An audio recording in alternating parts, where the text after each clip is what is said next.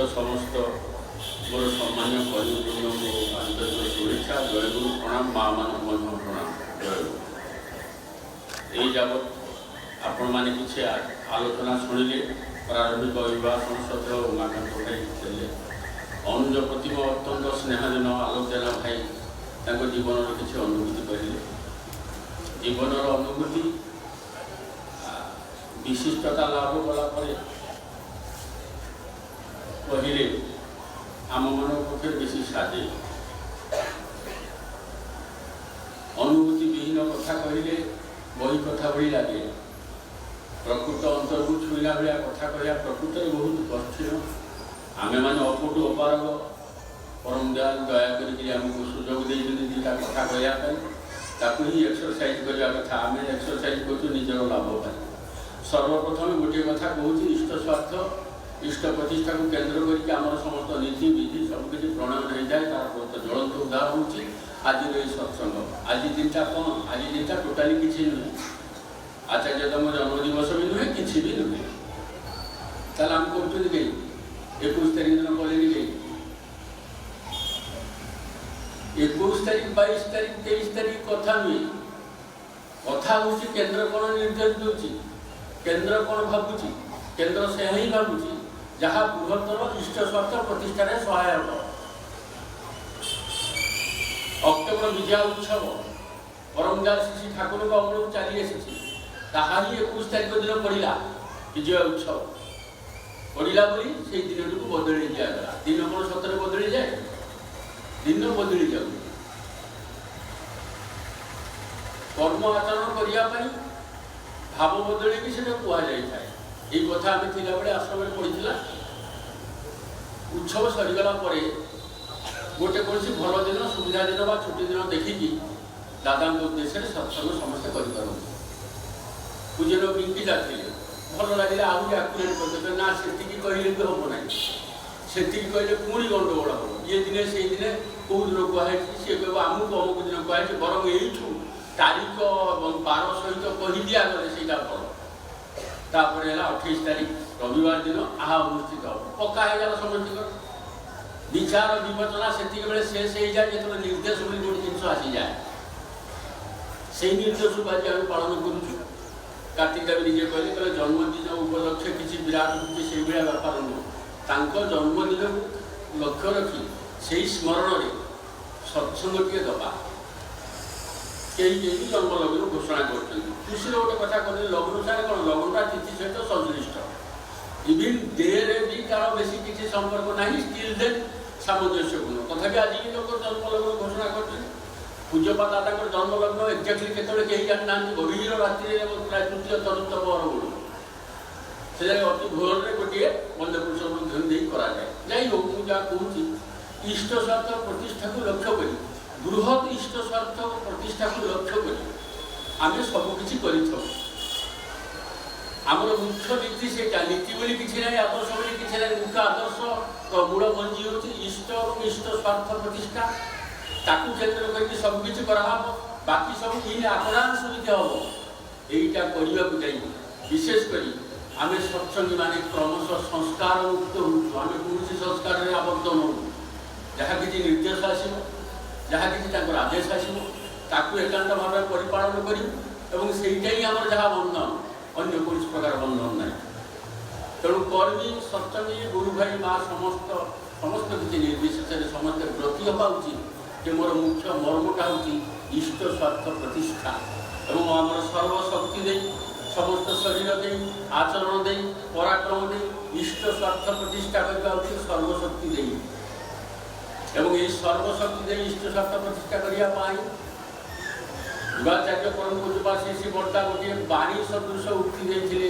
पूज्यपा दादा उद्देश्य आम गोटे धारा चली आसी आध्यात्मिक जगत में गोटे धारा थाए जी जे साधन सिद्ध होना कहीं पूर्वसूरी जी परवर्ती साटिफाए करती कहीं जड़े साधन भजन के उन्नत आउ जड़े साधन भजन कर जानवर अवकाश तार प्राय ना से जड़े सिद्ध व्यक्तित्व को कही दि जाए तुम्हें एति मान्यता देके मान ताहले मानवाटा आसो आपण मैंने सब पौराणिक इतिहास कथा जानी विश्वामित्र वशिष्ठ कथा जानी दाबी कर किसी करा जाए ना श्रद्धा तपे योग्य जारा दाबी पूरण पावे तारा योग्यता नहीं दाबी करे बेगर पटे तारा ही मरे आम यहाँ जानी दाबी जावरा चली आसा मुझे कर्मी हाँपाई कि प्रेसिडेंट हाँपाई कि सेक्रेटरी हाँपाई इत्यादि आसी जाए से ख्याल न था ठाकुर कौन कहते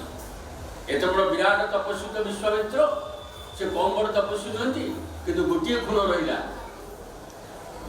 रहा मत ब्रह्मर्षि कुहा जाऊनी कि आपंकर जिते दम अच्छे आप ब्रह्मर्षि हेले अन्य जन कुहा जाऊ कहीं अपेक्षा कर स्वयं डिक्लेयर करें निज निजे ब्रह्मर्षि बोली आप तो एत पराक्रमशील ना ब्रह्मर्षि जे सिद्ध जी सी पार्टी दे थे कहे तुम्हें ब्रह्मर्षि से पर्यटन कहुला राजर्षि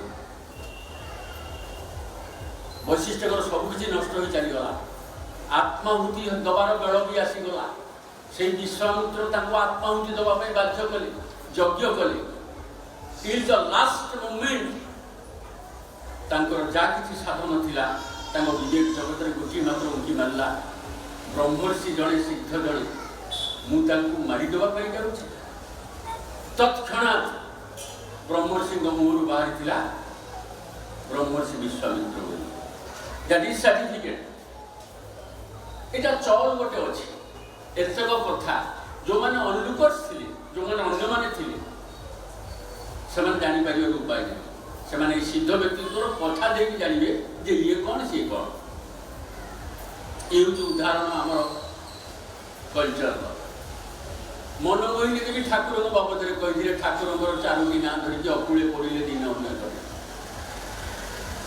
ठाकुर श्री बरदान कहीगले एत कहीगले से छोटिया जो सुंदर सब बड़ ब्यूटिफुल जिनटा हूँ बड़खोगा तुम्हें तुम्हें माया अंचल उछल अमृतभास विराट बाई से श्री बरदा स्नेह बाबू बोली जाऊे जो सर्वशक्ति दिया बोली कहती से सर्वशक्ति दिया ठाकुर उद्देश्य मनमोहिनी देवी उक्तिटा ठाकुर अक्षर आरंभ और शिशि बरदा बाबू बोली आड्रेस कर जोटा से प्रांतरे अशोक शब्द अच्छे बाबू जीवन कृष्णा सदा जाचे आशा आलो जीवन वृद्धि महामंत्रे से आलो जालो अशांति अज्ञान मूढ़ता नासिया इष्ट निष्कार्थ प्रतिष्ठा कर सर्वशक्ति दिया व्यथा भरा दूधेर जा दुख सो तुम्हार परसे जाक तुम जे असो ये आशीर्वाद करती आज परिणत बयस से प्रतिफलन आम पाखे देखा पाऊ अत्यंत रंगरसपूर्ण रसाड़ व्यक्तित्व काठिन्यर अनुभव हाँपाई दिखती ना सहज सरल मजा थटारे रंगरस आमको इष्ट स्वार्थ प्रतिष्ठा दिगरे प्रेरित करते पूज्यपा दादा अनुजपति सद्य आलोक भाई केते गुड़े कथा कहले ये सब मुख्यतः पूरी लीलार अंतर्भुक्त जिते एत बड़ घर नाला गोटे घरे 4 जन 5 जन शोले शोवा काले कष्ट हो राति ताश खेला होता से राति ताश बेलू पूज्यपा दादा भी जोग देवाई जाते कौन चलती किए ब्रेक खाइला देखा जाऊँ कथा हूँ एंटरटेनिंग माध्यम जो आचार आचरण करा कष्ट बोधटा कम हुए आध्यात्मिक बाबद सी प्रकृत से उन्नत जी अत्यंत कठिन आचरण गुड़ी खूब इजिली इम्प्रेगनेटेड कर दिए मनुष्य भितर प्रत्येक मनुष्य भावे जो मुझे पारि ढंगटा ही प्रथम से भाया ठाकुर से बड़ा दादा प्रबल भाव था मन पड़ जाए ठाकुर तो कहते तृतीय पुरुष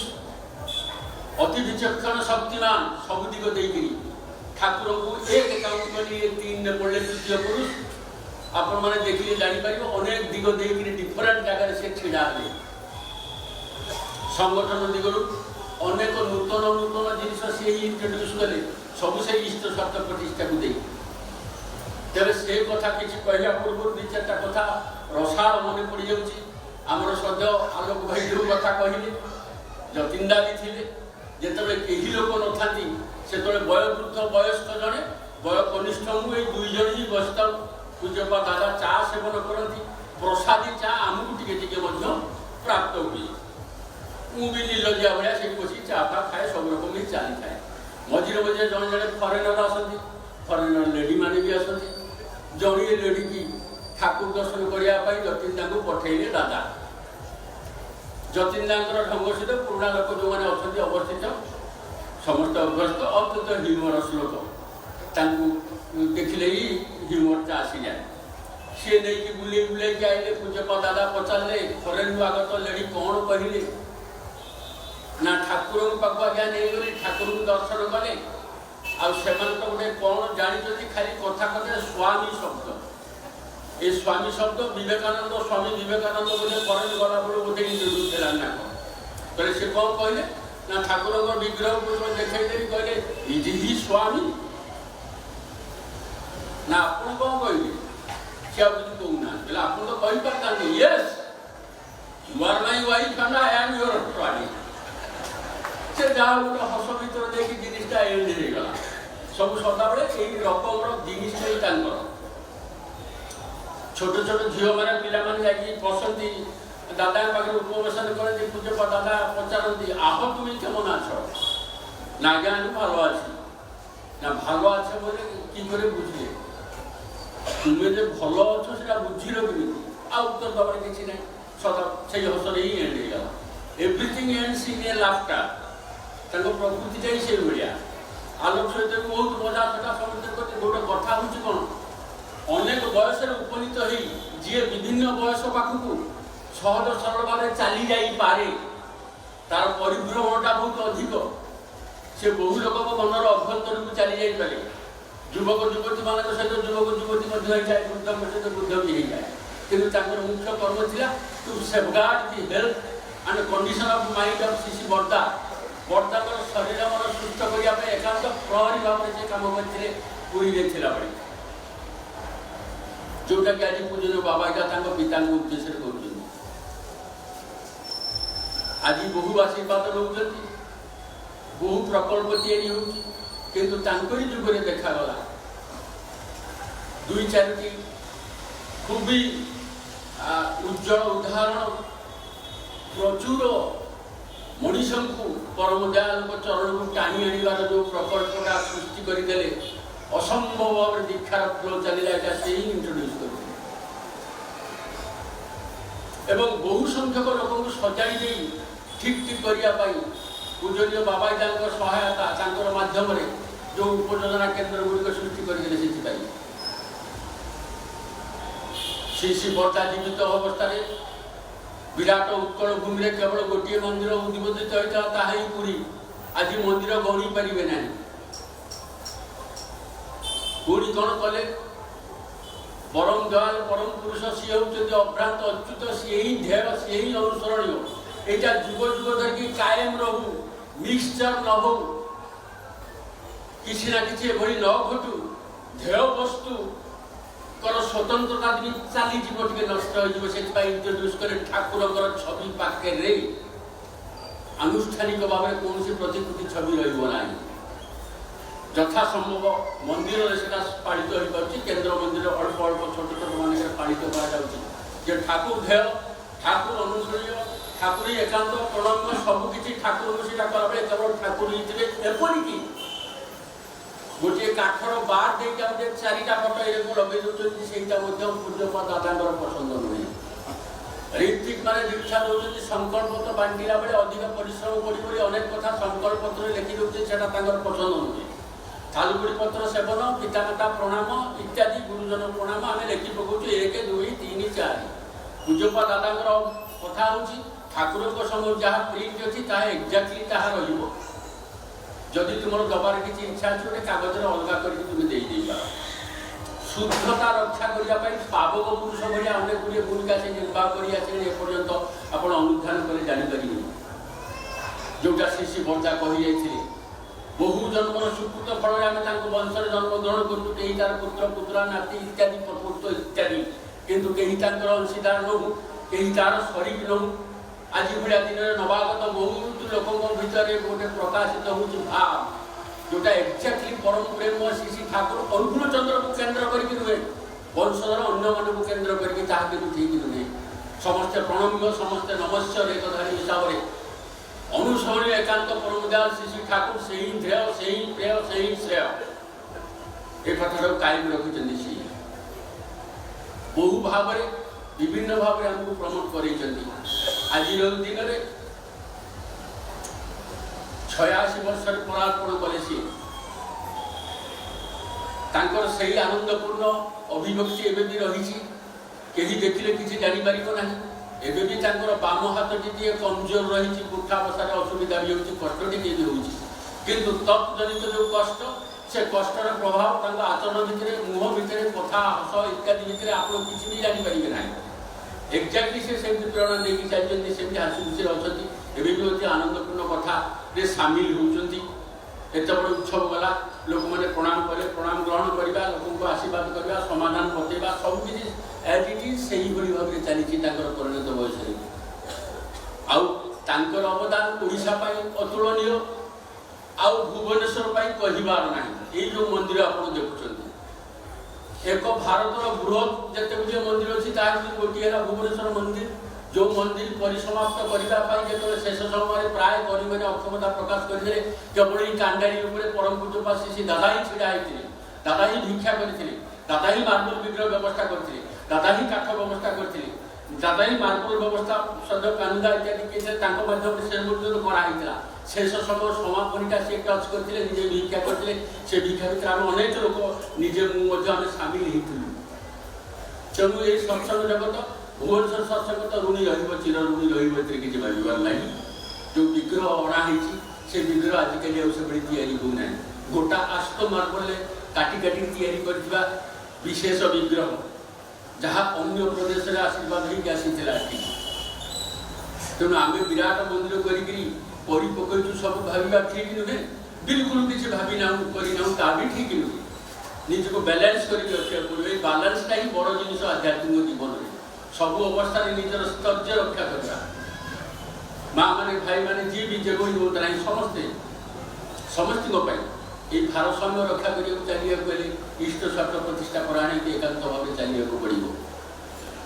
ଘଟଣା ପରିପ୍ରେକ୍ଷୀରେ ତାଙ୍କ ଜୀବନରେ ପରିପ୍ରକାଶ ଘଟେ। ଗୌହାଟୀ, ଯେଉଁଟା ଆଗାମୀ ଡିସେମ୍ବର କନଫରେନ୍ସ ହେବାକୁ ଯାଉଛି, ସେ ଗୌହାଟୀରେ ପ୍ରଥମ ମନ୍ଦିର ତିଆରି ହେଲା। ପ୍ରଥମ ମନ୍ଦିର ଜଷ୍ଟ ତା ଆଗରୁ ଗୋଟିଏ ଛୋଟ ମନ୍ଦିର ହୋଇଛି ସତ୍ସଙ୍ଗ ଜଗତରେ। ଗୌହାଟୀ ଶୁଣାଯାଏ ଠାକୁର ନିଜର ବକ୍ଷର ଲୋମ ଉଖାଡ଼ିକି ଗୋଟିଏ ଦେଇଥିଲେ ସେଠିକି। ପ୍ରଚଣ୍ଡ ପରିଶ୍ରମ, ଆର୍ଥିକ ସ୍ୱଚ୍ଛଳତା ଆଦୌ ନାହିଁ। ନିଜ ପରିବାର ନେଇକରି ମଧ୍ୟ ବହୁତ କଷ୍ଟରେ ପୂଜ୍ୟପାଦ ଦାଦା ରହିଥିଲେ। ସେତେବେଳେ ଅର୍ଥ ନେଇକରି କେବେ ଚିନ୍ତା କରିନାହାନ୍ତି, ଆଜି ବି ନୁହେଁ। ଅର୍ଥକୁ କେନ୍ଦ୍ର କରିକି କୋଉ ବି ଆଚରଣ କରିବା ଅନ୍ୟାନ୍ୟ ଜାଗାରେ ଟିକେ ପରିଲକ୍ଷିତ ହୋଇଯାଏ, ଦାଦାଙ୍କ ପାଖରେ ଏକେବାରେ ହିଁ ନୁହେଁ। ସେଇଟାକୁ ସେଇ ଦାଦା ଅଛନ୍ତି ଏବେ ବି। ବହୁ କଷ୍ଟ କରି ପ୍ରମୋଟ କରିଥିଲେ। ଅନେକ ଦିନ ପରେ ପ୍ରାୟ 2012 ସାଲରେ ଗୋଟେ ଗତ କନଫରେନ୍ସ ହେଇଥିଲା, 18 ସାଲରେ ହେବା ପାଇଁ ଯାଉଛି। 6 ବର୍ଷ ପରେ ତାଙ୍କ ପୁରାତନ ଜାଗାକୁ ଯାଇଛନ୍ତି, ଯେଉଁଠି ତାଙ୍କର ପାରିବାରିକ ଜୀବନ, ପ୍ରାୟ ଜୀବନର ଯୌବନଟା ଅତିବାହିତ ହୋଇଛି କହିଲେ ଚଳେ। ସେ ଯୌବନର ସଙ୍ଗୀ ସାଥୀ ଆଜି ଅନେକ ନାହାନ୍ତି, ଯାହାର ମୁଖ୍ୟ ହେଉଛନ୍ତି କାମିନୀ ଦାଦା। ସେଠି ହେବ, ସେଠାକୁ ସେ ଯିବାକୁ ଇଚ୍ଛା ପ୍ରକାଶ କରିଛନ୍ତି। এইভাবে বিভিন্ন ଗୁଡ଼ିଏ ଯୋଜନା ପର ଗୋଟେ ଉତ୍ସବ ପରେ ବାକି ଦୁଇଟା ଉତ୍ସବ ଯୋଜନା ପ୍ରାୟ ତିଆରି ହେଉଛି। ସବୁଟା ଟିକେ ସାମିଲ ହେଉଛନ୍ତି, କିନ୍ତୁ ତାଙ୍କୁ ସେବା ଦେବା ପାଇଁ, ତାଙ୍କୁ ଅନେକଟା କ୍ଷାନ୍ତ ଏବଂ ସୁସ୍ଥ ରଖିବା ପାଇଁ ପୂଜନୀୟ ବାବା ତାଙ୍କର ପରିଶ୍ରମ ଏବଂ ଧୈର୍ଯ୍ୟର କୌଣସି ତୁଳନା ହିଁ ନାହିଁ। ସେ ବି ସେମିତି ପିତାଙ୍କୁ ଯେମିତି ସେବା କରିଚାଲିଛନ୍ତି, ଯେମିତି ପୂଜ୍ୟପାଦ ଦାଦା ଶ୍ରୀ ଶ୍ରୀ ବର୍ଦ୍ଦାଙ୍କ ଉଦ୍ଦେଶ୍ୟରେ। କଥା କାହାଣୀ ତ ଅନେକ, ବ୍ୟାପାରୀ ବି ଅନେକ ଅଛି, କହିଲେ ତ ସମୟ ବି ଚାଲିଯିବ। ଆଉ ଜଣେ ଅଧେ ଯଦି କହିପାରନ୍ତି, ମୁଁ ଜାଣିନି, ସେମାନେ ଆଲୋଚନା କରିବେ। ଏବେ ମୁଁ ଆସିଲି, ତଥାପି ଜୀବନର ଗୋଟେ ଛୋଟ କଥା କହିଦେଉଛି। ଶ୍ରୀ ଶ୍ରୀ ବର୍ଦ୍ଦାଙ୍କ ସମୟରୁ ନିଜ ଜନ୍ମସ୍ଥାନରେ ଏକ ମନ୍ଦିରର ଆଶୀର୍ବାଦ କରିଥିଲେ। ଅତ୍ୟନ୍ତ ଅବହେଳିତ, ସମସ୍ତଙ୍କ ପଛରେ କହିଲେ ଚଳେ। କଥା ଶୁଣି ଶୁଣିକା କାନ ଦଡ଼ା ହେଇଗଲାଣି। ବର୍ଦ୍ଦାଙ୍କ ପାଖରେ ରହିଲେ ତାଙ୍କର ପାୱାର ଅଫ୍ ଆଟର୍ଣ୍ଣି ହୋଲ୍ଡର ନେଲେ, ଦାଦାଙ୍କ ପାଖରେ ରହିଲେ ତାଙ୍କ ପାୱାର ଅଫ୍ ଆଟର୍ଣ୍ଣି ହୋଲ୍ଡର ନେଲେ, ଆସିଷ୍ଟାଣ୍ଟ ପଦବୀ ପାଇଲେ। ସବୁ କହିଲେ କଣରେ ମଣରେ ମଫସଲରେ ଲୋକ ମନ୍ଦିର କରି ଉଦ୍বোଧନ କରିସାରିଲେଣି, ଶୀଘ୍ର ଭାଇ ଆପଣ କେଉଁ ଦିନ ଆଉ କ'ଣ କରିବେ? ସେ ବି ସତ କଥା। ମୁଁ କହିଲି ହଉନି, ମୁଁ କ'ଣ କରିବି? ତୁମମାନେ ଲାଗିଲେ ହବ। କରି କରି କରି କରି ଏବେ ଦୀର୍ଘ 6 ବର୍ଷ ପରେ ଗଭର୍ଣ୍ଣମେଣ୍ଟ କମ୍ପ୍ଲିଟ୍ ହେଲା ପରେ ଟିକେ ନିବେଦନ କରିବା, ଟିକେ ଦେଖେଇବା। ମନରେ ଗୋଟେ ଦପ ହେଉଛି, যে বিগ্রহ প্রতিষ্ঠা করিয়া পাই বিশেষ অনুমতি প্রয়োজন, পুଣି বিগ্রহ ପ୍ରତିଷ୍ଠା କଲେ ଅନ୍ନଭୋଗ ପାଇଁ ଆହୁରି ବିଶେଷ ଅନୁମତି ପ୍ରয়োজন।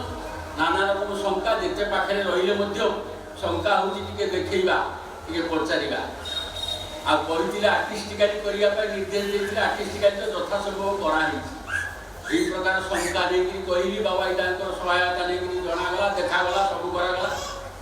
ପୂଜ୍ୟପାଦ ଦାଦା ଉଠି ବସି ପଡ଼ିଲେ, খুবই খুশি ହେଲେ, ନିଜର ଯିବା ବି ଇଚ୍ଛା ପ୍ରକାଶ କରିଦେଲେ, ଯୋଉଟାକୁ ମୁଁ ଆଦୌ ଏତେ ଭାବି ନାହିଁ, ଏତେ ପର୍ଯ୍ୟନ୍ତ ଯାଇନାହିଁ, ଏତେ ପର୍ଯ୍ୟନ୍ତ ଭାବିବାର ଦମ୍ ବି ନାହିଁ। 86 ବର୍ଷ ବୟସରେ କୋଉଠି ବସୁଛନ୍ତି, କ'ଣ କରୁଛନ୍ତି, ଏଇଟା ଆମ ଗାଁକୁ ଚାଲନ୍ତି, ଏଟା କାହିଁକି ଆମେ ଭାବିବାକୁ ଯିବା, ଏତିକି ସଙ୍ଗ କରି ହେଲା। ଖାଲି ପୂଜନୀୟ ବାବା ଏଟାକୁ କହିଲି ବିଗ୍ରହ ପ୍ରତିଷ୍ଠା କଥାଟା ଟିକେ କହିଦିଅନ୍ତୁ ନା, ଆପଣ ହିଁ କହିଦିଅନ୍ତୁ, କିଛି ଅସୁବିଧା ନାହିଁ।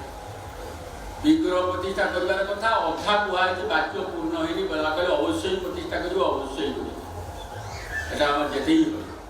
এতে কথা কহিদেবা ভিতরে বহু দিনের ভাবি আসিଥିବା ছোট ছোট শঙ্কা গুলো একাথরে দূরীভূত হয়ে মনটা একদম খুশি হয়ে গেল। ধরি নেলি যে সে চালিগলে, তাহলে গোটে অন্তর্ভেদী হয়েকি মনକୁ জানিଥିବା କଥା। অন্তর্দৃষ্টি, বহির্দৃষ্টি, দূরদৃষ্টি, ତିନି ଦିଗ ଦେଇକି ଏତେ ସମୃଦ୍ଧ, ଯୋଉଟା ଟିକେ ଆଗରୁ ସନ୍ଦେହ ଆଲୋକ ଭାଇ ଆମ ତା ପରୀକ୍ଷା ବିଷୟ ନେଇକି କହିଲେ, ତାର ବି କୌଣସି ତୁଳନା ନାହିଁ। ଆଉ ଆମ ସାଧାରଣ ଜୀବନରେ ଆମେ ତାକୁ ପୁରା ପୁରା ଅନୁଭବ କରିଦେବା ବି ଗ୍ୟାରେଣ୍ଟେଡ୍ ନୁହେଁ। ଆମେ ଯେତିକି ସାଧନ ଭଜନଶୀଳ ହେଇକି ଚାଲିବା, ତାଙ୍କ ବିରାଟତ୍ୱକୁ ଟିକେ ଟିକେ ଅନୁଭବ କରିକା ଯିବା, ଏବଂ ସେ ଟିକେ ଟିକେ ଅନୁଭୂତି ଜଣେଇଦେବ ଯେ ପ୍ରକୃତରେ ସେ କେତେ ବଡ଼, କେତେ ବିରାଟ। ସେ ସକାଶେ ଆମେ ଇଷ୍ଟ ସତ୍ୟ ପ୍ରତିଷ୍ଠାପନ୍ନ ହେଇକି ଚାଲିବା। ଭୁବନେଶ୍ୱର ଭାଇମାନଙ୍କୁ ଅନୁରୋଧ, କର୍ମୀମାନଙ୍କୁ ଅନୁରୋଧ, ଯେମିତି ଶୃଙ୍ଖଳିତ ହେଇକି ଚାଲିବା ପାଇଁ ସେ କହୁଛନ୍ତି, ସେଭଳି ଯେମିତି ଚାଲନ୍ତି। ଏ ଯାବତ ଭୁବନେଶ୍ୱର ସତ୍ସଙ୍ଗ ବିହାରକୁ କେନ୍ଦ୍ର କରି ଅନେକ ଗୁଡ଼ିଏ ଉପଯୋଜନା କେନ୍ଦ୍ର ସୃଷ୍ଟି ହେଇ ଚାଲିଗଲାଣି। ଉପଯୋଜନା କେନ୍ଦ୍ର ଗୋଟେ ପ୍ରତିଷ୍ଠିତ କେନ୍ଦ୍ର ନୁହେଁ। ଉପଯୋଜନା କେନ୍ଦ୍ର ଏହିସବୁ ଅକେଜନ ଗୁଡ଼ାରେ ସ୍ୱତନ୍ତ୍ର ଭାବରେ ସତ୍ସଙ୍ଗ କରିପାରିବ ନାହିଁ। ଯାହା କିଛି କରିବ ମୂଳ କର୍ମ କେନ୍ଦ୍ର ସହିତ ଯୋଗାଯୋଗ ରଖି ସେ କର୍ମୀମାନଙ୍କର ସମ୍ମତି ନେଇ ସଂଗତି ରକ୍ଷା କରି କରିବ। ସଂଗତିଟା ଆମର ବହୁତ ବଡ଼ ଜିନିଷ। ସଂଗତି ଭାଙ୍ଗିଗଲେ ଆମେ ଦୁର୍ବଳ ହୋଇ ପଡ଼ିବା। ଯେଉଁ ଉଦ୍ଦେଶ୍ୟରେ ପୂଜନୀୟ ବାବା ଏଇଟା ଏତେ କଷ୍ଟ କରିକି କରେଇଛନ୍ତି, ଏତେ ଗୋଟେ ପ୍ରତିଷ୍ଠିତ ହୋଇଛନ୍ତି, ସମସ୍ତେ ସାମଞ୍ଜସ୍ୟ ରକ୍ଷା କରିକି ଚାଲନ୍ତି ଏବଂ ଭୁବନେଶ୍ୱର ସତ୍ସଙ୍ଗ ବିହାର ଏବଂ ମନ୍ଦିର ପ୍ରତି ସଂଗତିପୂର୍ଣ୍ଣ ରକ୍ଷା କରିକି ଯଦି ଚାଲନ୍ତି, ଏଇଟା ରକ୍ଷା ରଖିବ। ବର୍ତ୍ତମାନ ଆମର କାୟା ବହୁତ ବଢ଼ିଛି, ଆହୁରି ବିରାଟ ହେବ। ଏଥିରେ ଅନେକ ଗୁଡ଼ିଏ ସମର୍ଥ ଲୋକ ଯଦି ଆଗକୁ ବାହାରି ନ ଆସନ୍ତି ଏବଂ ଉପଯୋଜନା କେନ୍ଦ୍ର ଗୁଡ଼ିକ ଏକାନ୍ତ ସହାୟକ ନ ହୁଅନ୍ତି, ତାହେଲେ ଆମ ରାସ୍ତା ବନ୍ଦ ହେଇଯିବ, ଆମେ ଅସୁବିଧାରେ ପଡ଼ିଯିବା। ତେଣୁ ଆମ ସମଷ୍ଟି ଜୀବନର ସର୍ବଶ୍ରେଷ୍ଠ ସାଧନା ହେଉଛି ଗୋଟେ ସଂଗତିକି ରକ୍ଷା କରିକି ଚାଲିବା। ଆଉ ଯାହା କିଛି ଆଚାର ଅନୁଷ୍ଠାନ କରୁନା କାହିଁକି, ତାର ଉର୍ଦ୍ଧ୍ୱରେ ରହିବ ଆଚାର୍ଯ୍ୟଙ୍କ ନିର୍ଦ୍ଦେଶ କ୍ରମ ଦେଉବା, ସେଇଟା ହିଁ ସର୍ବାନ୍ତକାରୀ କରବ। ଏଇ ହେଉଛି କଥା। ଆଉ ଗୁଡ଼ିଏ କଥା ରହିଲା, ପରେ କେବେ ହେଲେ କଥା ହେବା। ସର୍ବଶେଷରେ ଆପଣମାନଙ୍କର କଲ୍ୟାଣ କାମନା କରୁଛି ପରମ ଦୟାଳୁଙ୍କ ଶ୍ରୀଚରଣରେ, ଏବଂ ସର୍ବୋପରି ପ୍ରାର୍ଥନା କରୁଛି ପରମ ଦୟାଳୁ ଶ୍ରୀ ଶ୍ରୀ ଠାକୁରଙ୍କର ଆତୁଳ ଚରଣରେ ଆଚାର୍ଯ୍ୟଦେବ ପରମ ପୂଜ୍ୟ ଦାଦା ସୁଦୀର୍ଘ ଜୀବୀ ହୁଅନ୍ତୁ, ସୁସ୍ଥ ସମର୍ଥ ରହିଥାନ୍ତୁ, ଆମ ମନରେ ଆମ